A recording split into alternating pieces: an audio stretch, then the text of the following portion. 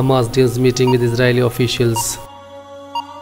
Netanyahu's party leads in polls ahead of Israel ballot. Israeli army raids West Bank homes in hunt for shooters. UN: Israel violated human rights in Palestine. American hero Rachel Coyer killed by Israel remembered.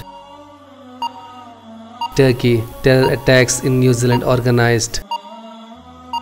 US dunes report 1,000 troops to remain in Syria. Islamophobia on rise in Spain report. Germany weigh heightened security for mosque. Sudan and South Sudan to demilitarize shared borders. Indonesia: death toll claims to 79 in Papua floods. Pakistan: flags fly half-mast to honor New Zealand terror victims.